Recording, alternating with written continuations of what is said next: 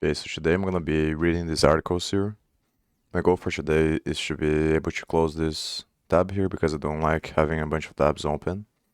And then to also close this tab here, so watch these 11 videos that I have left here.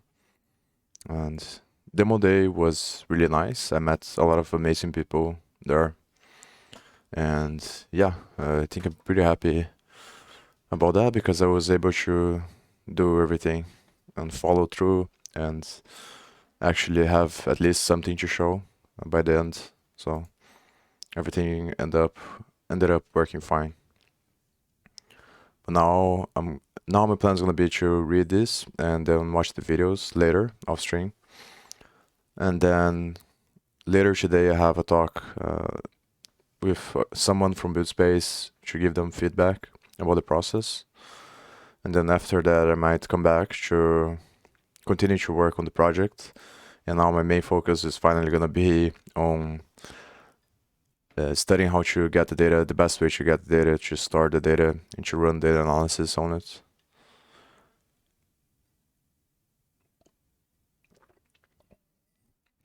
Which I'm very excited about.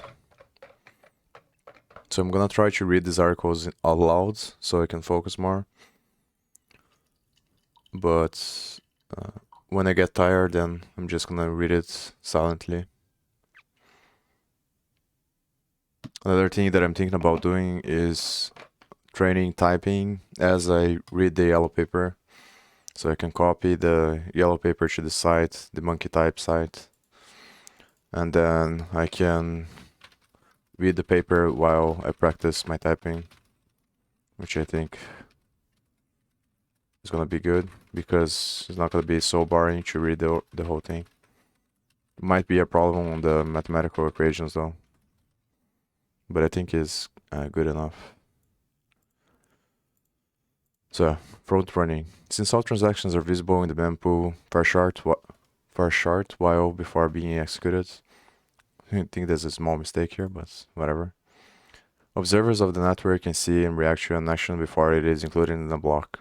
An example of another thing that I have to do is study the proof of stake and what's gonna happen on the transition because I think the mempool is gonna change and a bunch of these attacks are gonna change as well because pretty much everything changes when it goes from mining to the proof of stake. And also I've been studying, I didn't dive that deep into it, but I've been studying the Polygon network and how it works. And I think I understand now is based on zero knowledge proof. So I think the bad side about that is that you can't really get the transactions data because it's private.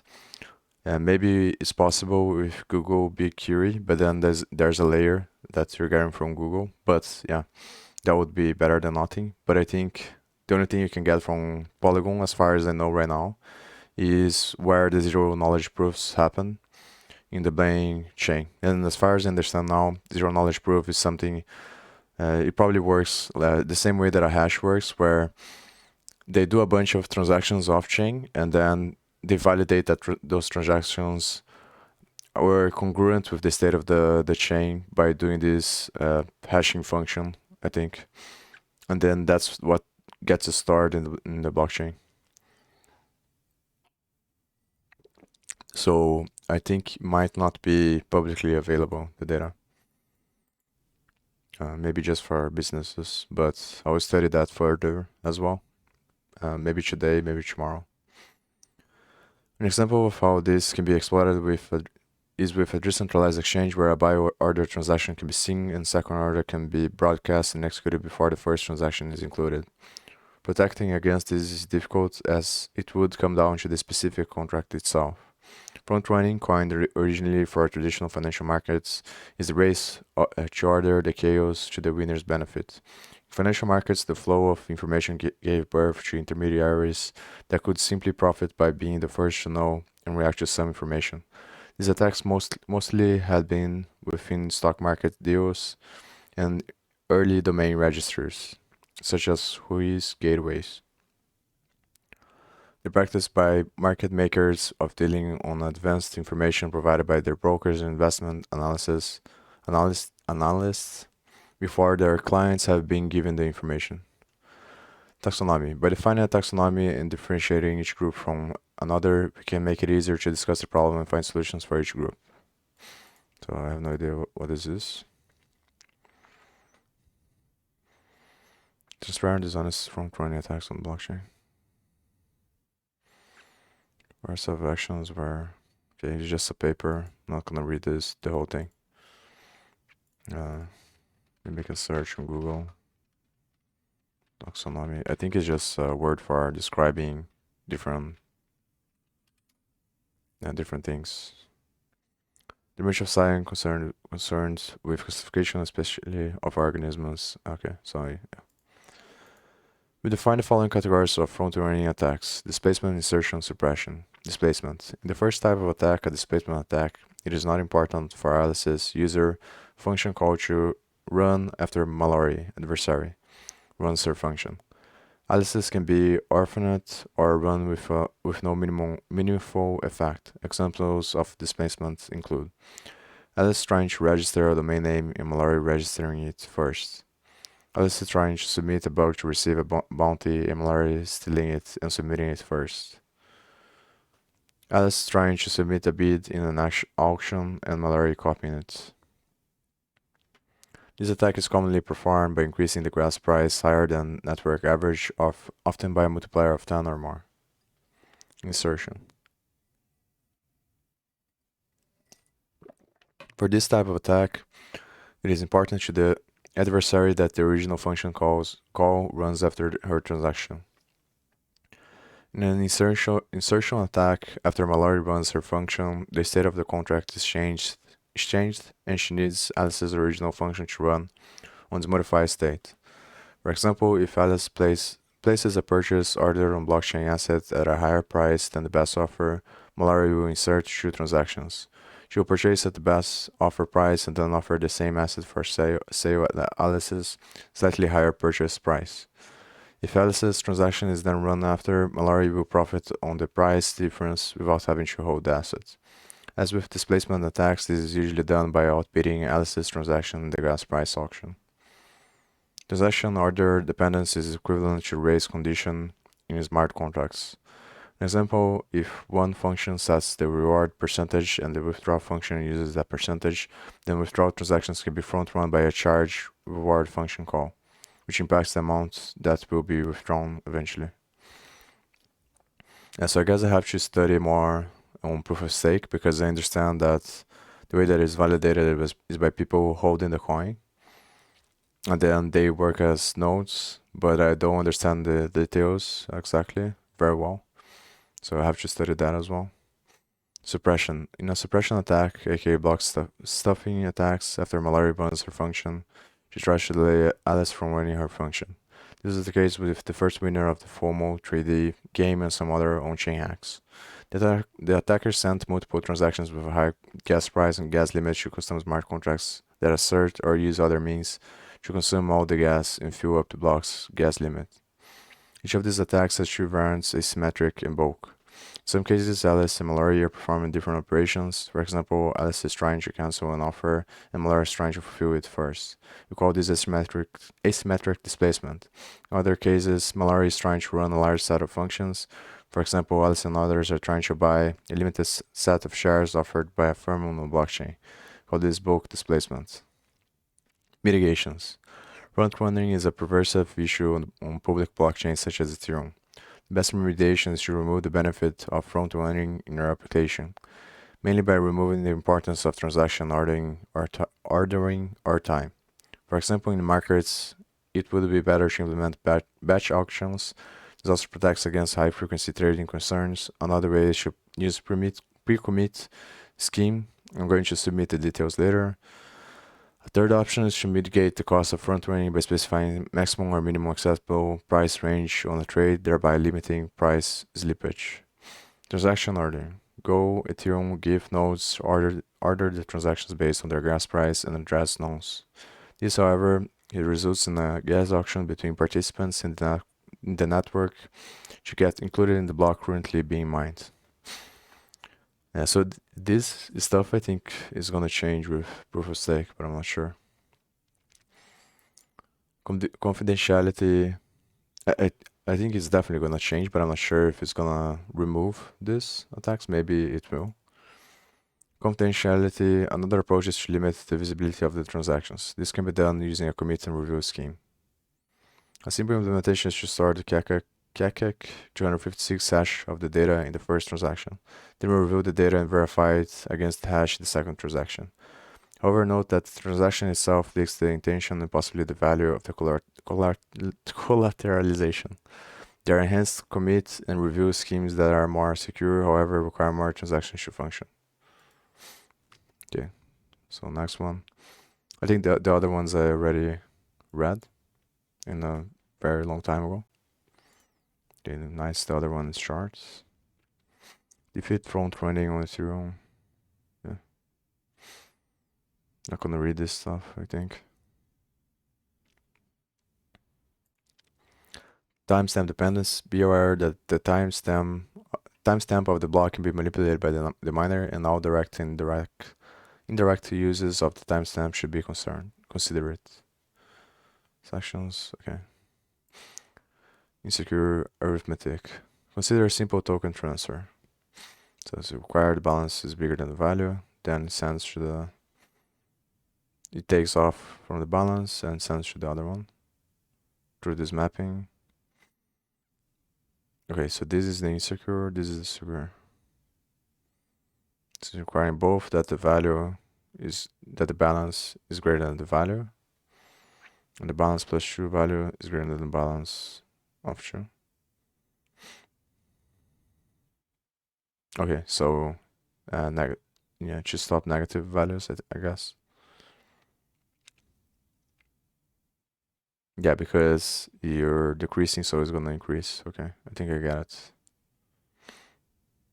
Yeah, next one. Denial of service with unexpected revert. Consider a simple auction contract. So as address, current leader, highest bid.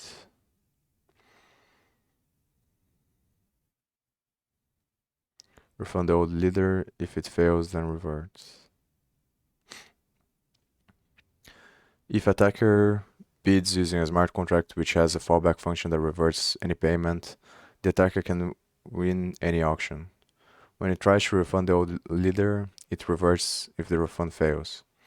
This means that a malicious bidder can become the leader while making sure that any refund to their address will always fail.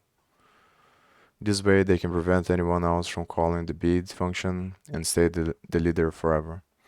Our recommendation is to set up a pool payment system instead, as described earlier. Another example is when a contract may iterate through an array to pay users. Supporters in a crowdfunding contract, it's common to want to make sure that each payment succeeds. If not, one should revert. The issue is that if one call fails, you revert the whole payout system, meaning the loop will never complete. The one gets paid because one address is forcing an error.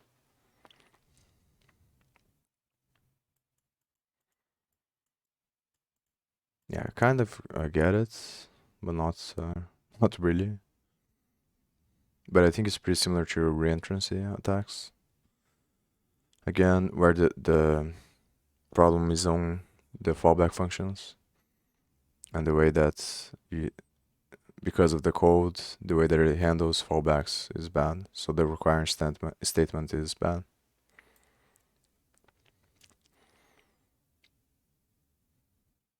US for block gas limits. Each block has an upper bound on the amount of gas that can be spent, and thus the amount computation that can be done. This is the block gas limit. If the gas spent exceeds this limit, the transaction will fail. This leads to a couple of possible denial of service vectors. Gas limit DOS on a contract via unbounded operations. May have noticed another problem with the previous example. By paying out to everyone at once, you risk running into the block gas limit. This can lead to problems even in the absence of an intentional attack. However, this is essentially bad if an attacker can manipulate the amount of gas needed. In the case of the previous example, the attacker could add a bunch of addresses, each of which needs to get a very small refund. The gas costs of refunding each of the attacker's addresses could, therefore, end up being more than the gas limit, blocking the refund transaction from happening at all. This is another reason to favor pull over push payments. If you absolutely must loop over an array of unknown size, then you should plan for it to potentially take multiple blocks, and therefore require multiple transactions. You need to keep track of how far you've gone and be able to resume from that point, as in the following example. I shall make external calls. There are several unexpected risks. Contrasted contracts.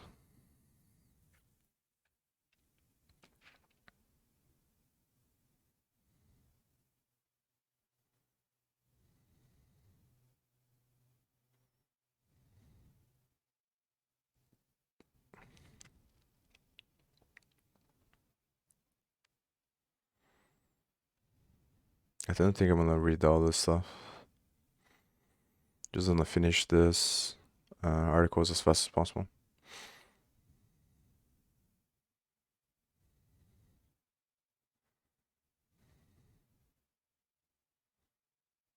So it creates this struct.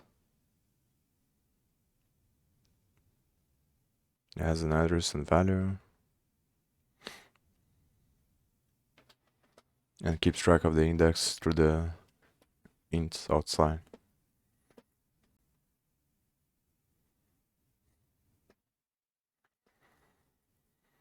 So while it doesn't reach the gas limit or the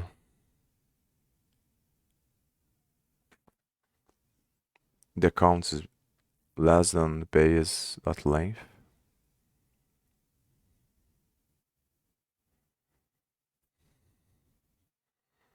I don't understand this. I think yeah, base array of addresses. I think. Yeah, so Spain. Okay, I think I get it now. You need to make sure that nothing bad will happen if other transactions are processed while waiting for the next iteration of the payout function. So only use this pattern if absolutely necessary. Gas limit the OS on the network via block stuffing. Even if your contract does not contain an unbounded loop, an attacker can prevent other transactions from being included in the blockchain for several blocks by placing computationally intensive transactions with a high enough gas price. To do this, the attacker can issue several transactions which will consume the entire gas limit, with a high enough gas price to be included as soon as the next block is mined. No gas price can guarantee inclusion in the block, but the higher the price is, the higher is the chance. If the attack succeeds, no other transactions will be included in the block. Sometimes an attacker's goal is to block transactions through a specific contract prior to a specific time. This attack was conducted on FOMO 3D, a gambling app. The app was designed to reward the last address that purchased a key. Each key purchase extended the timer, and the game ended once the timer went to 0. The attacker bought a key and then stuffed 13 blocks in a row until the timer was triggered and the payout was released. Transactions sent by attacker took 7.9 million gas on each block, so the gas limit allowed a few small send transactions, which take 21,000 gas each, but disallowed any calls to the buy key function, which costs 300,000 plus gas. A block stuffing attack can be used on any contract requiring action within a certain time period. However, as with any attack, it is only profitable when the expected reward exceeds its cost. The cost of this attack is directly proportional to the number of blocks which need to be stuffed. If a large payout can be obtained by preventing actions from other participants, your contract will likely be targeted by such an attack. Okay, I think I kind of get it.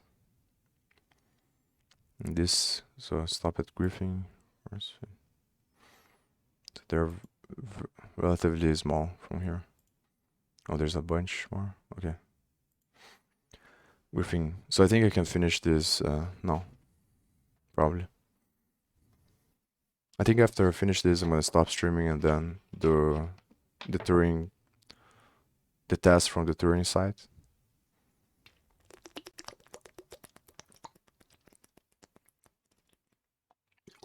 And then watch the videos on the other tab. Have the call with the guy, and then probably come back and keep working, keep studying the how to extract data and all this stuff. Briefing: this attack may be possible when a contract which accepts generic data and uses to make a call another contract, a subcall via the low-level address of the call function, as is often the case with multi-signature and transaction relayer contracts. If the call fails, the contract has two options: revert the whole transaction, continue execution. Take the following examples of a simplified relayer contract which continues execution regardless of the outcome of the subcall.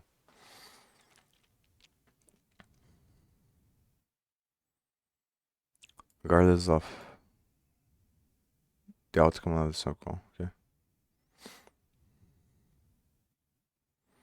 This contract allows transactions relaying. Someone who wants to make a transaction but can't execute it by himself, due to the lack of Ether to pay for gas, can sign data that he wants to pass and transfer the data with his signature over any medium.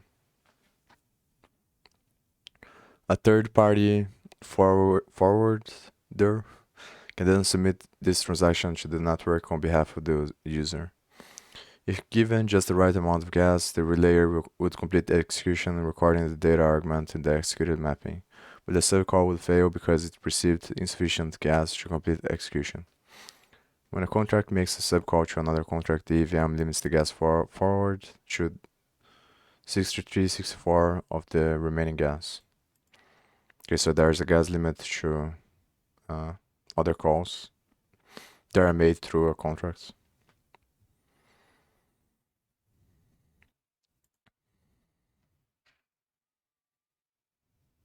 It makes sense. An attacker can use these to censor transactions, causing them to fail by sending them with a low amount of gas. This attack is a form of griefing.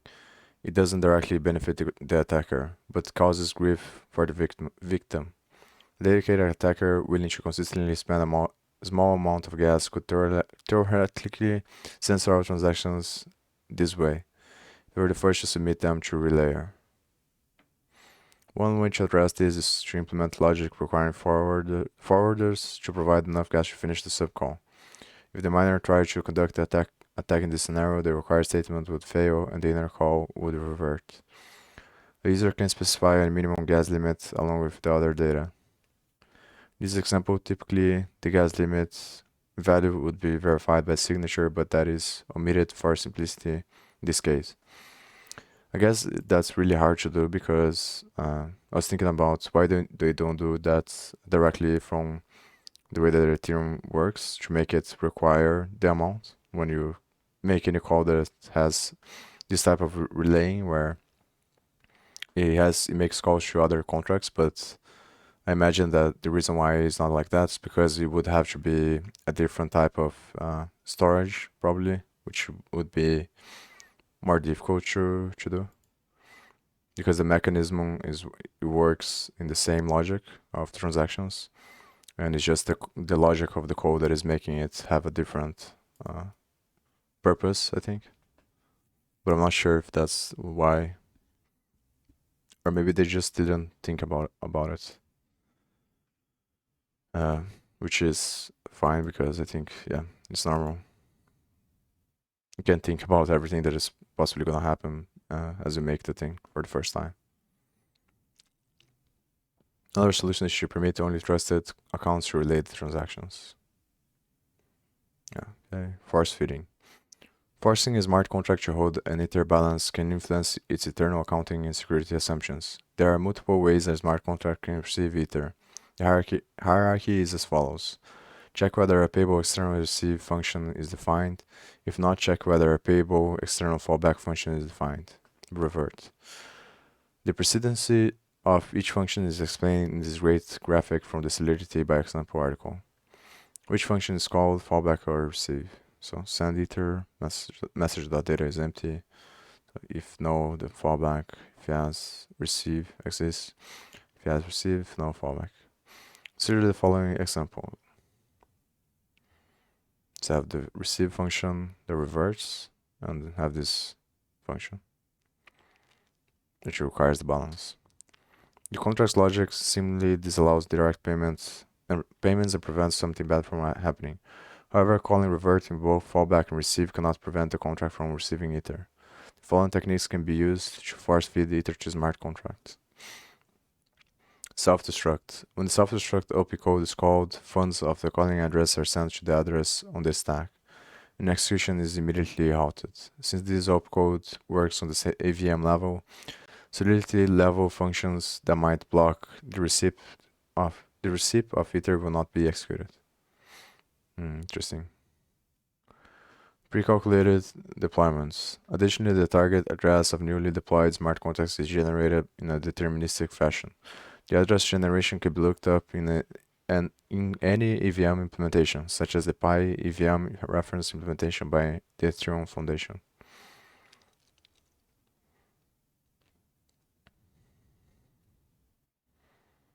So when you deploy, so first is self-destruct, then when you deploy.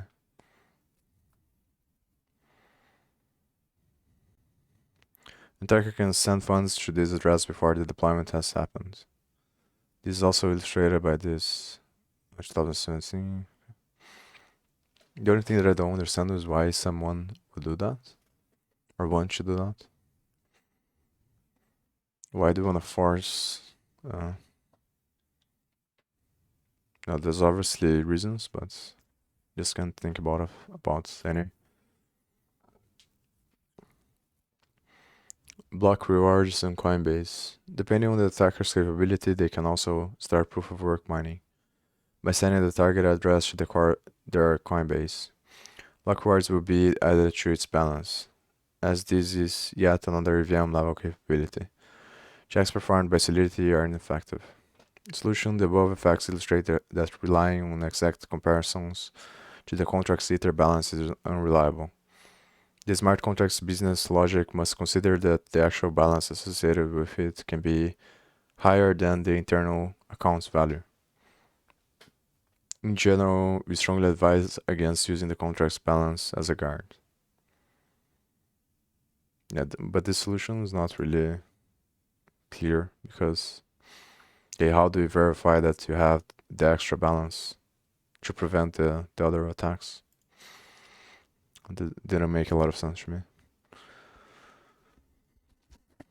But I guess it's because it depends on a case by case basis, so it's difficult to provide a solution because there is no general solution. So deprecated historical. These are attacks which are no longer possible due to changes in the protocol or improvements to solidity are recorded here for posterity and awareness. Call death attack deprecated as of this thing here, hard fork. Call death attacks are no longer relevant.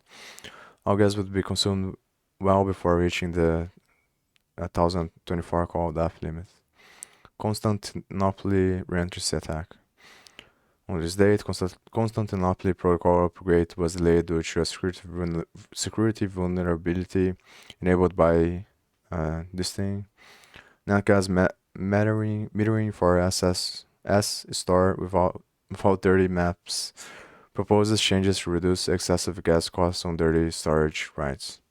This change led to possibility of a new reentry vector making previously non-secure withdrawal patterns, send and transfer unsafe in specific situations, where the attacker could hijack the control flow and use the remaining gas enabled by this, leading to vulnerabilities due to reentry.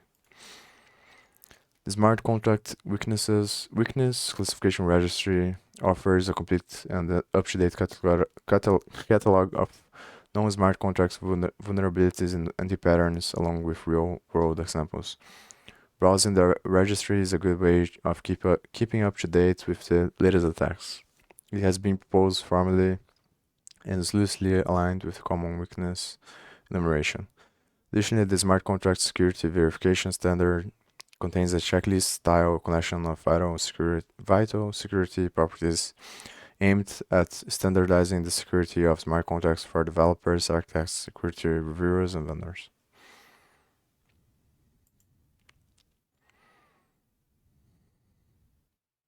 I guess this one is the latest one, probably. Yeah.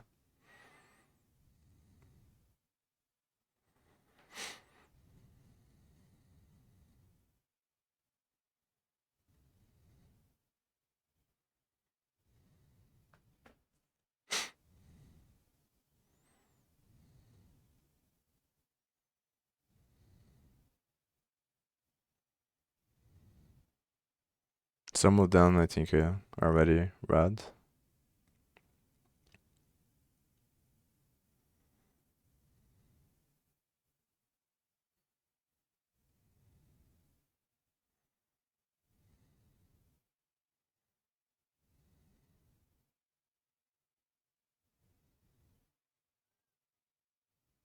Yes, I think I'm gonna stop here and I'm gonna do this stuff off stream.